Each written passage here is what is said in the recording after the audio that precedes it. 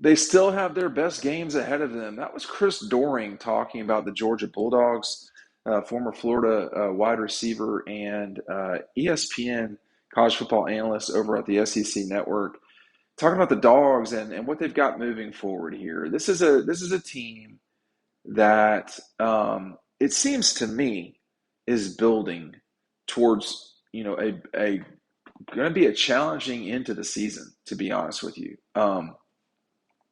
But Chris's take on this, to me, is correct, which is that you know Georgia's played pretty well this season. I mean, what happens when they start stringing these games together? I mean, think about Kirby's teams. Even in 2016, at times, well, 2016 might be the wrong example, but in 17, I mean, what they did to Tennessee and Florida in 18, just the way they started the season almost. 19, obviously, the win over Notre Dame, and then the win over Tennessee was very lopsided. I mean, they can get on a roll on you. Now, Mark Richt's teams were really good at that, but Kirby's teams are a little bit steadier. But when you have a top 10 scoring defense and scoring offense, when you have a top 5 or 6 scoring defense, total defense and total offense, man, it seems to me about the only thing that can undo this team. There are two things. First of all, turnovers, which has been, which has made games that Georgia's played more complicated than they have to be. And then also just missing kicks. If you score touchdowns, you're not going to miss kicks. You can miss the extra point, but you're not going to miss, you're going to get the 6 points, not the 3. I don't, and considering that I'm not reporting this, but they should have Brock Bowers back in the near future. Marius Mims should be back in the near future. I don't know with Xavier Truss. That didn't look terrible, but we don't know on that. I mean, Kirby was hopeful with those two guys. I think they're managing Kendall Milton. They're managing uh, uh, Lad McConkey. This team has the capability and has shown just how nasty they can be when they're interested in something. I gotta say, and we deal with this too, but it is kind of, I'm not sure that they were overly eager to play in Nashville, although they did play pretty well, to be honest. But that's not what it is. I mean, when Georgia plays Ole Miss, Florida, or these next few games, if they don't play well, they could lose. I don't think they will. They could not play well and still win, which would be probably what will happen in one or two of them. But all that matters right now is that you win. I mean, look at these last 8 days. Miami just has imploded. They are no longer an undefeated team. Oregon, that was a tough loss. Texas, that was a tough loss. Those two guys, they can recover. Georgia could recover from a loss. It depends on the loss, but they could recover from a loss. You look at USC, man, they got beat by 4 touchdowns. They got beat by 4 touchdowns. You look at, there was a lot of not great this weekend in college football. And Alabama doesn't have any more wiggle room. I mean, their season was on the line. They had to dig it out against Arkansas, and they did. Ole Miss no longer undefeated. So when you look at the top 25 and see what's going on there, the top 11 are really the teams I would keep in.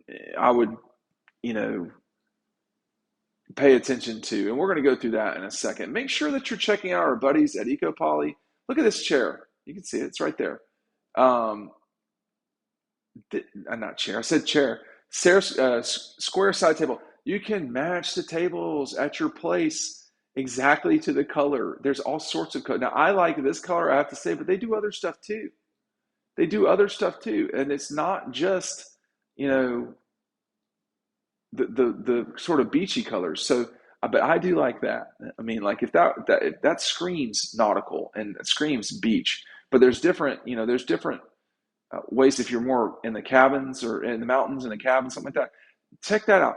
It's made in Georgia, heart of Georgia, in Dodge County in Eastman. 15% off and free shipping. That's what you're going to get when you click on the link down below.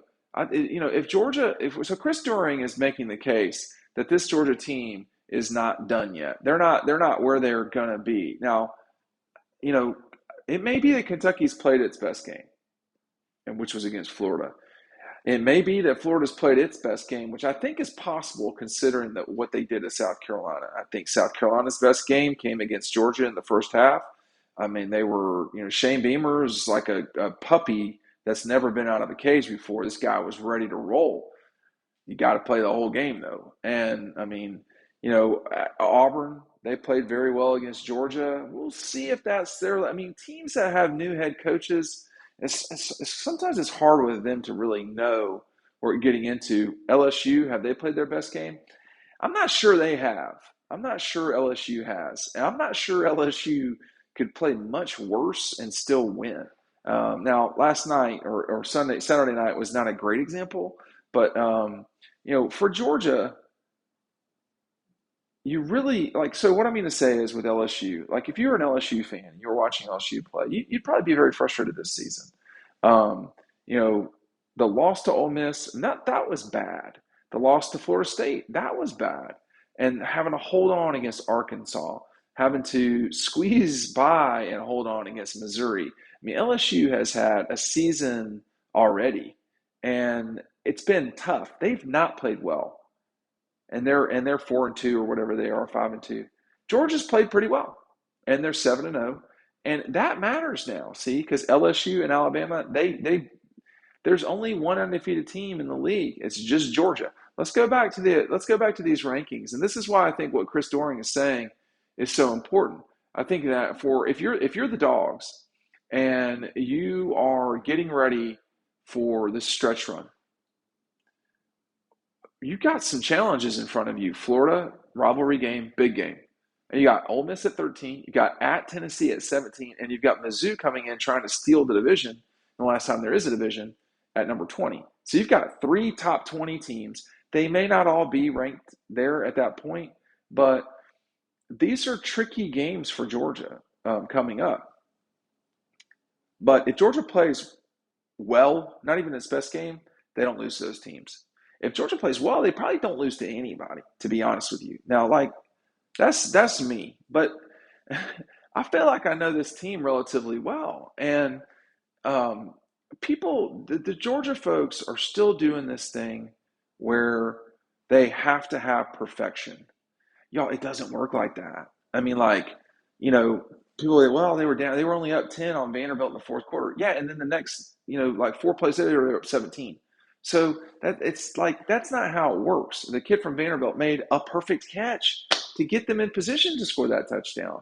So, I mean, Malachi Starks was all over. That was a 4th down play. That kid made an unbelievable catch just to get them in position to do that.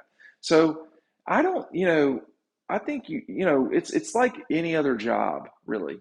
You're not going to have your best day every single time you go out there.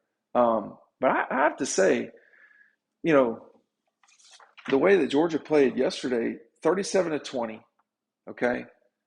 Vanderbilt started a drive at the 1-yard line. 37-13 was essentially the score of this game. And I know you can't do it like that, but this is our video. We have a relationship. We can talk in however we want. And that's basically what happened was, you turn it over like that, you can lose. Yeah. Well, but they didn't. They certainly turned it over. Carson certainly turned it over, but they didn't lose. Why? Because they scored 37 points.